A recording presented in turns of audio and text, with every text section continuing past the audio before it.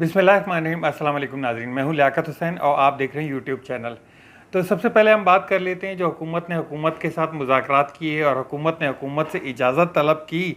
सबसे पहले कि धरना देना है या एहतजाज करना है। हुकूमत ने हुकूमत को जो है वो मुज़ाकरात किए उनके साथ और धरने की जगह जो है वो चेंज करने के लिए कहा, लेकिन हुकूमत नहीं मानी और हुकूमत ने बिल आखिर सुबह जो है वो धरने वाली जगह पे पहुंच गए। हुकूमत ने कोशिश की उनको रोकने के लिए, लेकिन हुकूमत नाकाम हो गई और हुकूमत के जो वो अरकान थे या जो थे शुरका थे वो मुजाहिरीन थे, वो दीवारें गेट फलांग कर और सुप्रीम कोर्ट के आगे धरना दे दिया। तो ये थी जी सुबह की अपडेट। उसके बाद जो सुप्रीम कोर्ट का समाअत थी, वो समाअत हुई जो एक इलेक्शन कमीशन ने एक दरख्वास्त दायर की थी 2 मई को कि जी इलेक्शन की डेट को आगे बढ़ाया जाए या इलेक्शन की डेट को रिकंसाइल कर लिया जाए। तो उसके ऊपर समाअत हुई। समाअत में जो बात हुई उसको उस पे मज़ीद अपडेट भी मांगी गई और चारों जो वज़रा थे उनको भी एक तरह से नोटिस सर्व किए गए, तमाम जमातों को नोटिस सर्व किए गए और उनको एक मशवरा दिया गया कि आप एक मुज़ाकरात करें। मुज़ाकरात किससे करें? मुज़ाकरात के लिए तो पाकिस्तान तहरीक इंसाफ की जो है वो लीडरशिप चाहिए। वो इस वक्त की तमाम जो है वो MPO मेंटेनेंस पब्लिक ऑर्डर के तहत जो है वो गिरफ्तार है।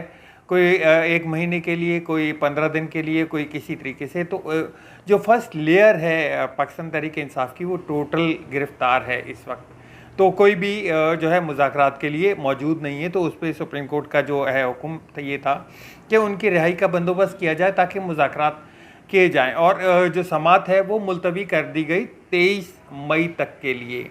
दूसरा एक और चीज़ मैं बताता चलूँ कि जो मुज़ाकरात हैं, जो MP ऑर्डर के तहत जो गिरफ्तारियां हैं, जिस तरह से नेट बंद है, इसके ऊपर कोई आवाज़ नहीं उठा रहा। अच्छा, कराची में जो है वो नेट भी बंद है और दफ़ा 144 के तहत जो है वो इज्तिमा नहीं कर सकते, लेकिन पीपल्स पार्टी का जलसा हुआ। इस्लामाबाद में दफ़ा 144 के तहत जो है वो कोई भी इस तरह से जो है यकजहती या कोई रैली वैली या कोई भी इज्तिमा नहीं किया जा सकता, लेकिन वहाँ आज सुबह PDM की जानिब से धरना दे दिया गया।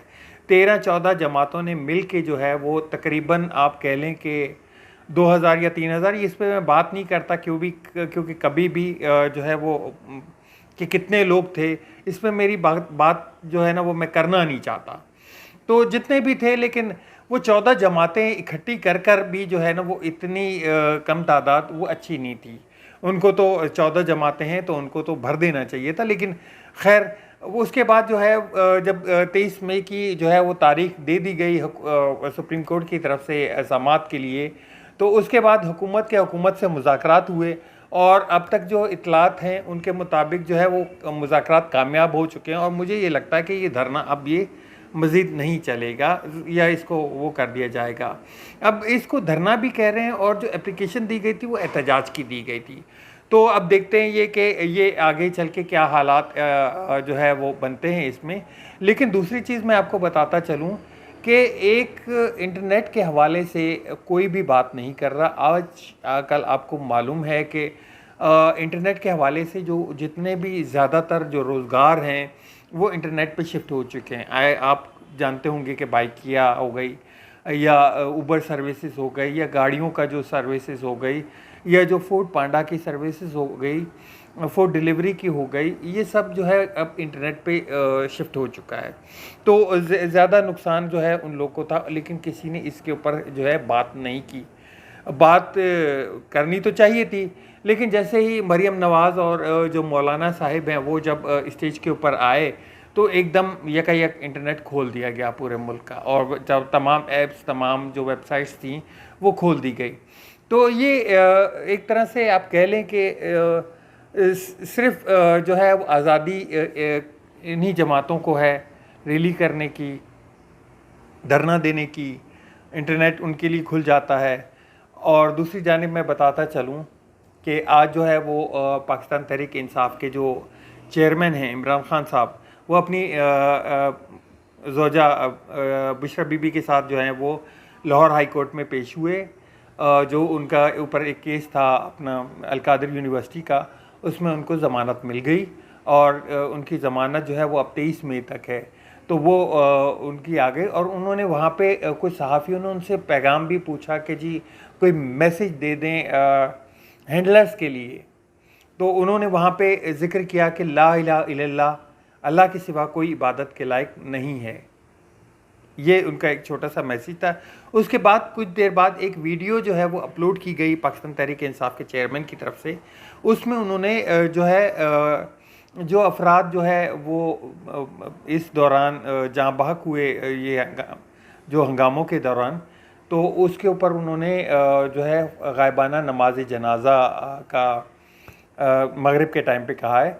दूसरा उन्होंने साथ में तहकीकात के लिए भी बोला है कि इसकी आज़ादाना तहकीकात होनी चाहिए, क्योंकि एक जो वीडियो वायरल हुई हुई है जिसमें यास्मीन राशिद जो है वो कहती भी नज़र आ रही हैं कि आप जो है वो कोर कमांडर हाउस की तरफ अंदर की तरफ ना जाएं, बाहर रहें, आपको अंदर जाने की इजाज़त नहीं है। तो वो भी काफ़ी वायरल हुई हुई है। और जैसे इनकी तहकीकात तो ज़रूर होनी चाहिए थी और होनी चाहिए हैं, क्योंकि इस जो मामला है ये बहुत ही गंभीर है और इसको हम सब कंडेम्ड करते हैं। हम सब इसको ये हमें दोबारा देखने को, अल्लाह ना करे कि ये हमें दोबारा देखने को मिले। हम देखना भी नहीं चाहते इस तरह के जो हालात हैं। अब तक के लिए इतना ही, मिलते हैं नेक्स्ट व्लॉग में मज़ीद अपडेट के साथ हाजिर होते हैं इंशाल्लाह। अपना अपने दोस्तों का ख्याल रखिएगा, मेरे चैनल को सब्सक्राइब ज़रूर कीजिएगा, शेयर ज़रूर कीजिएगा, आपके कमेंट्स का इंतज़ार रहेगा। अल्लाह हाफ़िज़, पाकिस्तान जिंदाबाद।